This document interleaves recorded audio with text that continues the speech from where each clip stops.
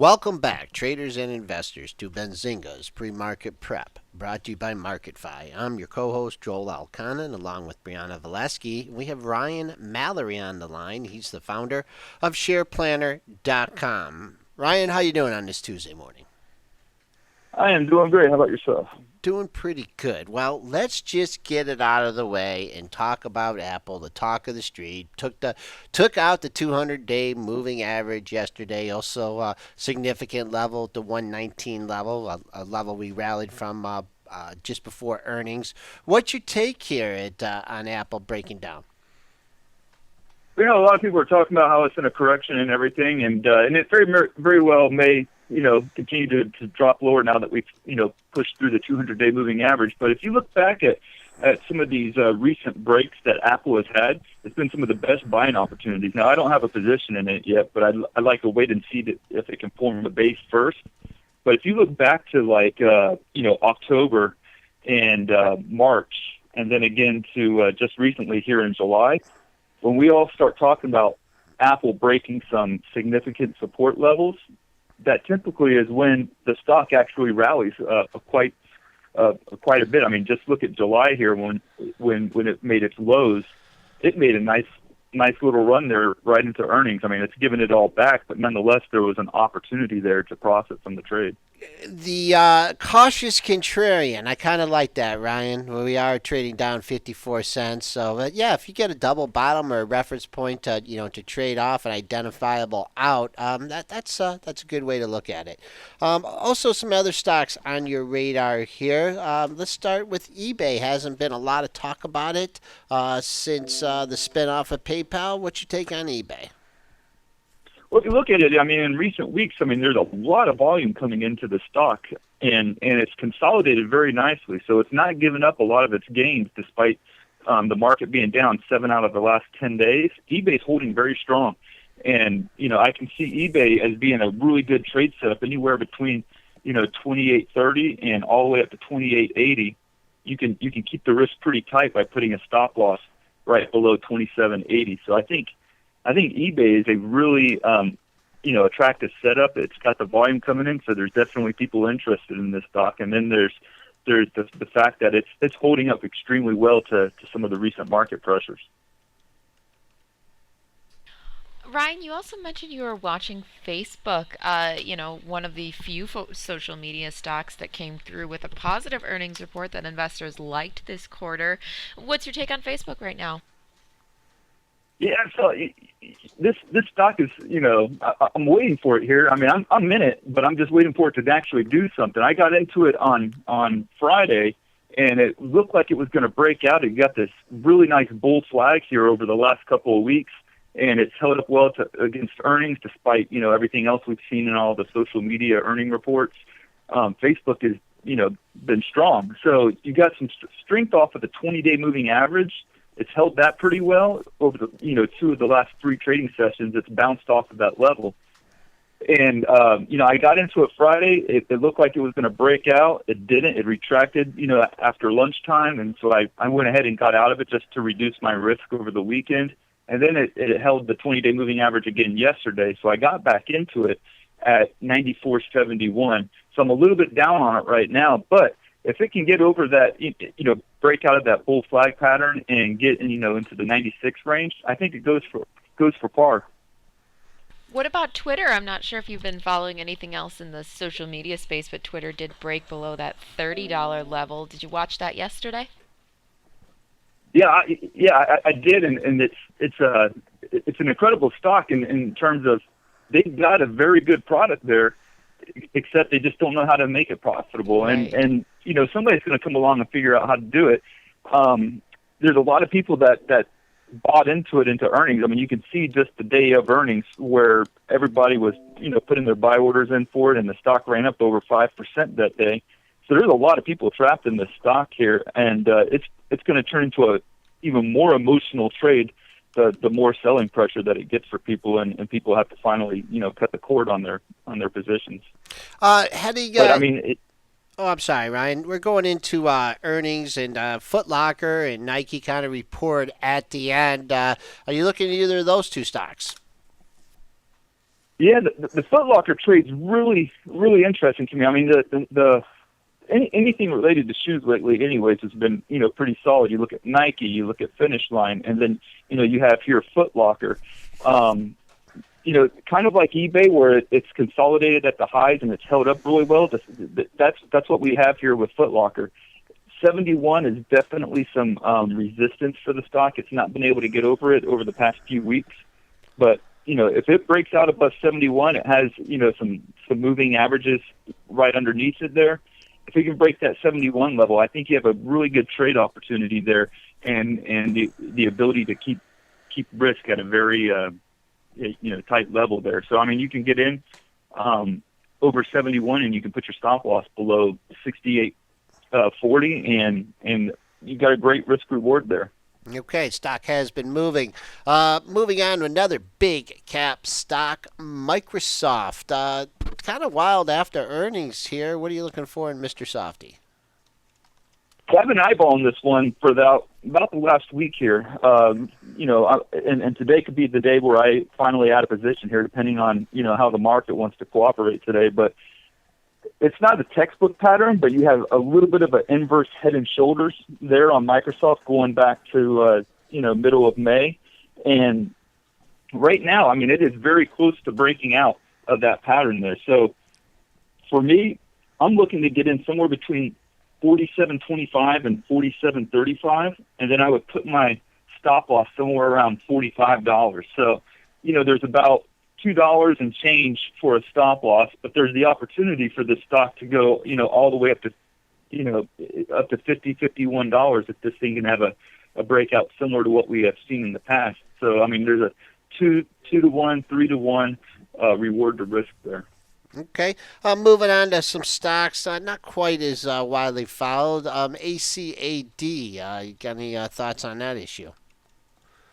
Arcadia Pharmaceuticals. Wow, that's a consolidation for you there, Ryan. Yeah, so I really like the consolidation because and the reason why I always come after these stocks that are consolidating nicely is because I want to get in when it's coming out of the consolidation. I don't want to be chasing stocks after it's made a 3-4% move, because then not only is your reward limited, but your risk is far greater, because where you put your stop losses, it need to be at a place where you know that the trade has gone wrong at. And after the stock has made a good move, it takes a lot more action for you to be able to see whether or not the trade has gone bad or not. But if you jump into a stock that has a tight consolidation, you can put those stop losses just below that consolidation area, so that when it breaks out, you've got a very tight entry in comparatively speaking to the risk or the stop loss that you put in. So Acadia is a perfect example of that. So you have a bull flag pattern, you can put the stop loss just below last week's lows, and it has the opportunity to really take off there. Now it's a biotech stock, so there is some risk there that you got to watch out for.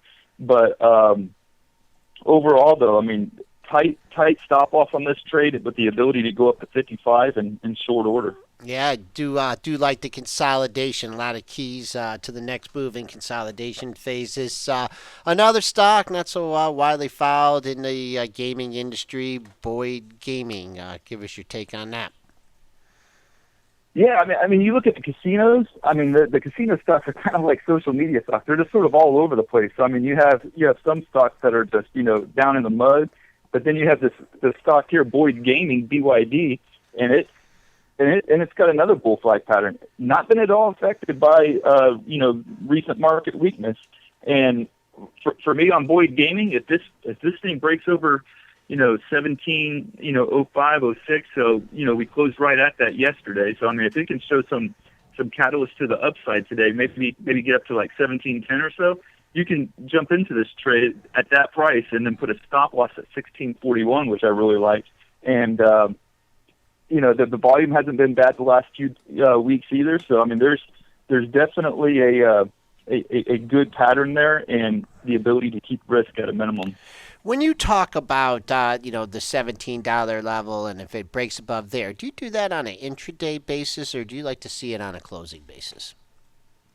I do it on the intraday basis usually, but sometimes sometimes if the stock just really goes against me between the time I get into it and between the close.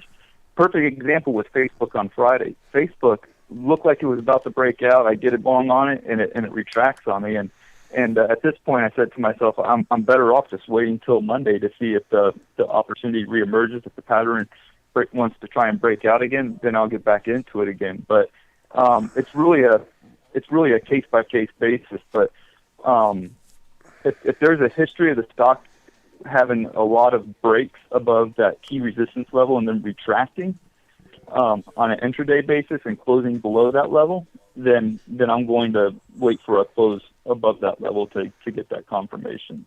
I know you made a good call on Tesla a while back. They have earnings, I believe, tomorrow. What any thoughts on Tesla?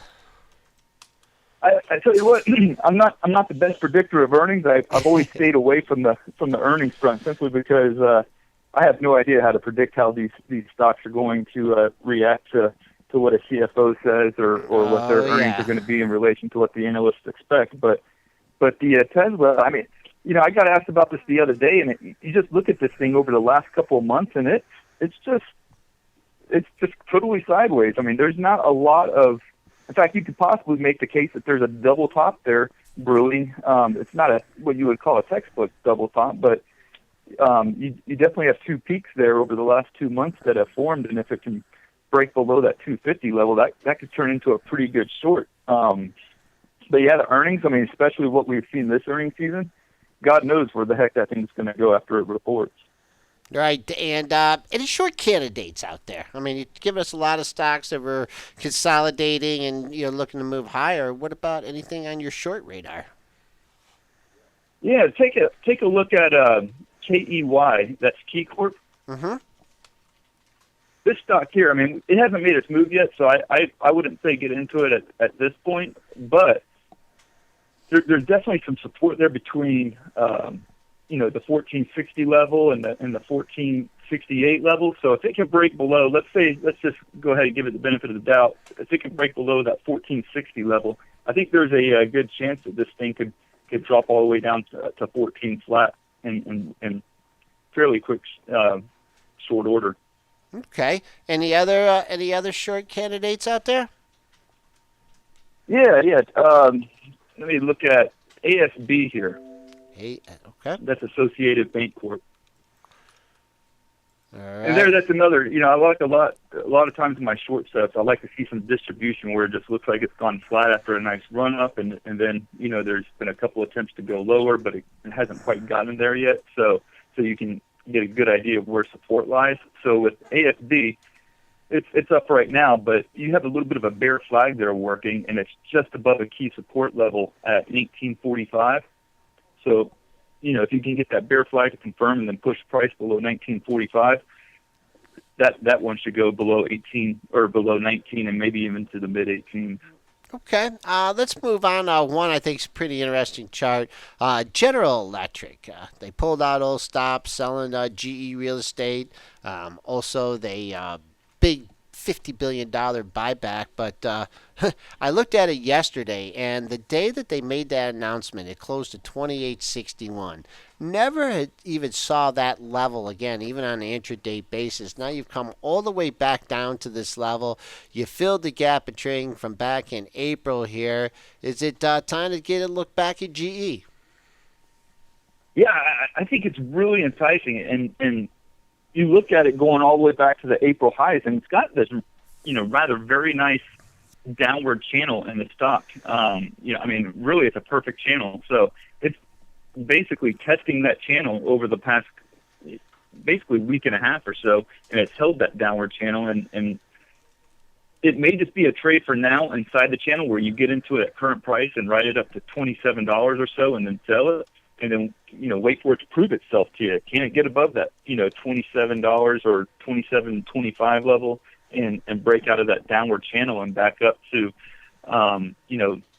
where it was at in April? So for me right now, I would say it's a channel play where you're trying to get in as close to the lower end of the channel and try to ride it back up to, the high 26s, low 27s. Okay, we've been on the line with Ryan Mallory. He's the founder of SharePlanner.com. He's an accomplished swing trader. He joins us every month or so to come on and give us his setups. We'll certainly keep an eye on him, Ryan, and thanks for coming on. We'll have you on again soon. Thank you for having me.